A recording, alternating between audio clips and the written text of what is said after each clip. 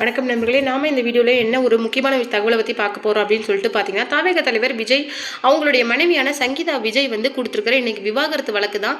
செங்கல்பட்டு குடும்ப நல நீதிமன்றத்தில் அவங்களுடைய மனு வந்து கொடுத்ததுக்கு அப்புறமேலே இது பெரிய அதிர்வலியை ஏற்படுத்தியிருக்குது. இதுக்கு மொத்த காரணம் என்னன்னு சொல்லிட்டு பார்த்தீங்கன்னா, இது வரைக்கும் நடிகராக இருந்த தாவேக விஜய் தான் நமக்கு தெரியும். ஆனால் இப்போ வந்து ஒரு அரசியல் கட்சி ஆரம்பித்து அதனுடைய தலைவராக இயங்கிட்டு வராரு.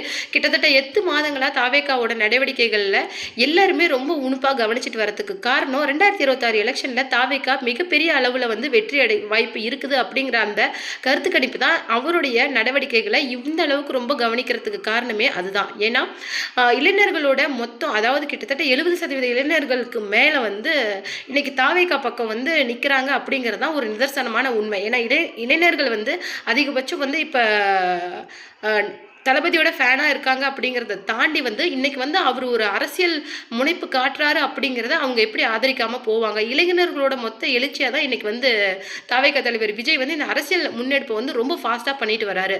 அதாவது எந்த அளவுக்கு அவர் மேலே அபரிவிதமான அன்பும் அளவு கடந்த பாசமும் அவங்க வச்சுருந்தாங்களாம், அவருடைய ஒவ்வொரு நடவடிக்கைகளும் இவங்க கண்மூடித்தனமாக நம்புவாங்க.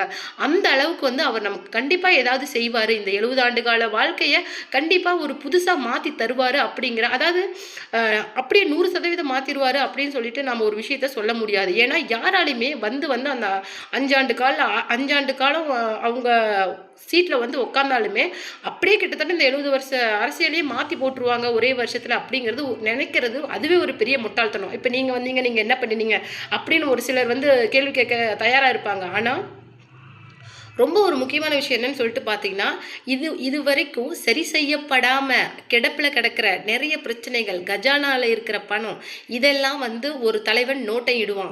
அதுக்கப்புறமேலே இதை வச்சு என்ன செய்ய முடியும் அப்படின்னு சொல்லிட்டு பார்ப்பான். இருக்கிற பிரச்சனைகளை ஒன்று சரி செய்வாங்க, இல்லை புது நடவடிக்கைகளை எடுப்பாங்க, புது திட்டங்களை கொண்டுட்டு வருவாங்க. இதுக்கே கிட்டத்தட்ட நிறைய ஆண்டுகள் வந்து தேவைப்படுது. அதாவது ஆட்சிக்கு வந்தாலுமே அப்படியே போர்க்கால நடவடிக்கைகளாக இந்த வேலைகள் வந்து செய்யப்படும் அப்படின்னு சொல்லிட்டு நம்ம எதிர்பார்க்க முடியாது. சின்ன சின்ன மாற்றங்கள், அதாவது இது வரைக்கும் நம்ம பார்த்திராத அனுபவிக்காத நிறைய மாற்றங்களை அவர் கண்டிப்பாக தருவார் அப்படிங்கிறது முழுமையாக நம்ம நம்பலாம். இவருடைய இந்த விவாகரத்து செய்தி வந்து இந்த அளவுக்கு வைரலாக போகிறதுக்கு காரணமே இன்னைக்கு அவருடைய அரசியல் நடவடிக்கைகளை மொத்தமாக நேஷனல் லெவலில் கவனிச்சிட்டு இருக்கிறது தான் இதுக்கு காரணமே. அவருடைய ஒவ்வொரு அசைவுகளையும் இன்னைக்கு வந்து மீடியா மொத்தமாக கவனிச்சிட்டு வராங்க. இதில் இன்னொரு முக்கியமான விஷயம் என்னன்னா, அவங்க மனைவி சங்கீதா விஜய் வந்து அந்த மனுவில் மென்ஷன் பண்ண ஒரு விஷயம் என்னன்னு சொல்லிட்டு பார்த்தீங்கன்னா, இந்த மாதிரி என்னுடைய கணவரான விஜய் வந்து ஒரு நடிகை கூட தகாத உறவுல, அதாவது திருமணத்தை மீறிய தகாத உறவுல இருக்காரு, நான் வந்து நிறைய தடவை பார்த்து கண்டிச்சிருக்கிறேன். ஆனால் அதுக்கு விஜய் வந்து இல்லை சரி விட்டுறேன் அப்படின்னு சொல்லிட்டு நிறைய தடவை என்கிட்ட கெஞ்சிருக்காங்க. ஆனால் இது வந்து நடந்துக்கிட்டே தான் இருக்குது. அப்படிங்கிற பட்சத்தில் வந்து என்னால் அதை பொறுத்துக்க முடியல. ஒரு மனைவியாக என்னால் என்னுடைய குழந்தைங்களோட வாழ்க்கையை கருதி என்னால் இந்த விஷயத்தை பொறுத்துக்க முடியல. ஒரு கட்டத்திலேருந்து நான் விலகிக்கலாம் அப்படின்னு சொல்லிட்டு கிட்டத்தட்ட முடிவு பண்ணிட்டேன். அவர்கிட்டே நான் வந்து 2 வருஷத்துக்கு முன்னாடி டிவோர்ஸ் கேட்டேன். இல்லை நான் திருந்திடுறேன், நான் இந்த மாதிரி இதுக்கு மேலே பண்ண மாட்டேன் அப்படிங்கிற மாதிரி சொன்னார். ஆனால் இன்னைக்கும் அந்த நடிகை வந்து வெளியிட்டிருக்கிற அந்த புகைப்படத்தை பார்த்து அவர் மௌனம் காக்கிறத பார்த்தா இதுக்கு அவர் மறைமுகமாக சம்மதிக்கிறாரோ இல்லை செவி சாய்க்கிறாரோ அப்படிங்கிற மாதிரி எனக்கு தோணுது. இவ்வளோ மன உளைச்சலில் மிகுந்த ஒரு அழுத்தத்தில் நான் ஏன் இருக்கணும்? என்னுடைய குழந்தைங்களோட வாழ்க்கை எனக்கு ரொம்ப முக்கியம். என்னை நம்பி தான் என்னுடைய குழந்தைங்கள் இருக்காங்க. நானும் இல்லைன்னா அவங்க வந்து அனாதை ஆயிடுவாங்க. அதனால் நான் வந்து எந்தளவுக்கு ஆரோக்கியமாக இருக்கிறோமோ, மன ரீதியாகவும் சரி உடல் ரீதியாகவும் சரி, அது என்னுடைய குழந்தைங்களோட மிகப்பெரிய பலமாக இருக்கும். அதனால் என்னுடைய குழந்தைங்களுக்காக இந்த மொத்த ட்ராமாலேருந்து நான் வெளியில் வந்துடுறேன். எனக்கு வந்து தகுந்த ஜீவனாம்சம் கொடுங்க. அது மட்டும் இல்லாமல் நான் இப்போ இருக்கிற டீலாங்கரை வீட்டை நான் கண்டினியூ பண்ணுறதுக்கு எனக்கு தகுந்த வழி செஞ்சு கொடுங்க அப்படின்னு சொல்லியிருக்காங்க. இதன்படி வந்து தாவேகா தரப்போட அந்த சட்ட பிரிவு என்ன சொல்றாங்க அப்படின்னு சொல்லிட்டு பார்த்தீங்கன்னா, இந்த மாதிரி வந்து ஏப்ரல் 20ஆம் தேதி ஃபர்ஸ்ட் ஹியரிங் வரப்போகுது. அது வரைக்கும் வந்து இந்த பிரச்சனையை வளரவிட்டா கண்டிப்பாக இது வந்து நம்ம எலெக்ஷனில் ரிசல்ட்டில் ஒரு பெரிய விளைவுகளை ஏற்படுத்த எந்த விதமான சந்தேகமும் கிடையாது. அதனால் அதுக்கு முன்னாடியே இந்த விஷயத்தை சுமூகமாக முடிச்சிடுறது ரொம்ப நல்லது. அவங்க கேட்குற எல்லா ஜீவனாம்சத்தையும் இல்லை அவங்க கேட்குற அந்த டிவோர்ஸ் சமரசம் எல்லாமே பண்ணிட்டா இந்த பிரச்சனை ரொம்ப ஈஸியாக வந்து ஃபர்ஸ்ட் ஹியரிங்க்கு முன்னாடியே முடிஞ்சிடும். மேபி ஃபர்ஸ்ட் ஹியரிங்கில் நம்ம அப்பீர் ஆகிற பட்சத்தில் அவங்க சொல்கிற வார்த்தைகள், நாம சொல்கிற வார்த்தைகள் அப்படின்னு சொல்லிட்டு எல்லாமே நியூஸில் லைவாக போகும். இது வந்து மக்களுக்கு மத்தியில் ஒரு சலசலப்பை இருந்துக்கிட்டே இருக்கும். அதுக்கு முன்னாடியே நாம் இதை முடிச்சு விட்றது தான் ரொம்ப நல்லது அப்படின்னு சொல்லியிருக்காங்க. அதனுடைய ஒரு பகுதியாக தான் இன்னைக்கு ஏஜிஎஸ் நிறுவனத்தோட மகனோட திருமணத்துக்கு இன்னைக்கு த்ரிஷா கூட அவங்க வந்தது. ஒரு தோழி கூட எந்த விதமான திருமண விஷயங்களுக்கோ இல்லை ஃப்ரெண்டோட திருமணத்துக்கோ பேச்சுலர் பார்ட்டிக்கோ போகிறதுல எந்த தப்பும் கிடையாது. கிட்டத்தட்ட த்ரிஷா கூட விஜய் 4 வெற்றி படங்களை நடிச்சிருக்காரு. தன்னுடைய வாழ்க்கையிலேயே ஒரு திருப்பு முனையாக துணையாக அமைஞ்ச படம் வந்து கில்லி. அந்த மாதிரி நிறைய வெற்றி படங்களை த்ரிஷா கூட சேர்ந்து அவங்க நடிச்சிருக்கிறாங்க.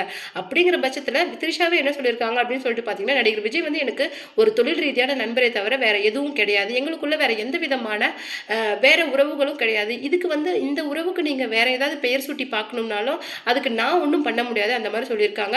இது வரைக்கும் விஜயோட குடும்பமான சோபனாவும் சந்திரசேகர் 2 பேருமே ஆஸ் அ பேரண்டாக நாங்கள் வந்து விஜய் பக்கம் தான் நிற்கிறோம். ஏன்னா என்னுடைய மகனை நான் தூக்கி வளர்த்த பையனை எனக்கு நல்லாவே தெரியும். அவனை பற்றி எந்த விதமான குற்றம் சொன்னாலும் என்னால், அதாவது என் பையன் இப்போ யாரையாவது கொன்னுட்டான் இல்லை அடிச்சிட்டான் அப்படின்னா என்னால் ஒத்துக்க முடியும். ஆனால் இந்த விஷயத்த என்னால் ஒத்துக்கவே முடியாது. இந்த 27 ஆண்டு கால சினிமா வாழ்க்கையில் ஒரு நடிகை கூட இந்த மாதிரி விஜய் கூட நடிக்க நான் மாட்டேன், அவர் ஒரு மனுஷனே கிடையாது, அவருடைய அந்த பிஹேவியரை பற்றி தப்பாக பேசினாலும் என்கிட்ட தப்பாக நடந்துக்கிறாங்க, இந்த மாதிரி ஏதாவது ஒரு விஷயம் ஆர்டிக்கலாக நீங்கள் வந்ததுன்னு சொல்லி நீங்கள் அதை என்கிட்ட பிக் பண்ணி காட்டினீங்களா நான் ஒத்துக்கிறேன். ஆனால் அந்த மாதிரி உங்களால் முடியாது.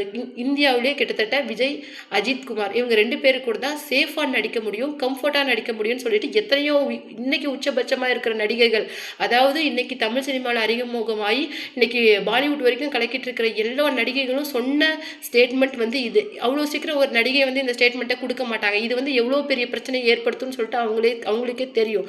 அதே மாரி ஒரு நடிகை இந்த மாதிரி ஒரு விஷயத்த சொல்கிறாங்க அப்படின்னா எந்த அளவுக்கு வந்து அவங்க கூட அவங்க சேஃபாக ஃபீல் பண்ணியிருப்பாங்க.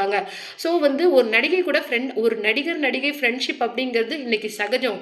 அதாவது புதுசாக வந்த நடிகை கூட இந்த உறவில் ஃப்ரெண்டாக இருந்தால் தான் அது தப்பே தவிர அவங்களுக்குள்ளேயே தொழில் ரீதியாக கிட்டத்தட்ட 15 ஆண்டு கால நட்பு இருக்குது.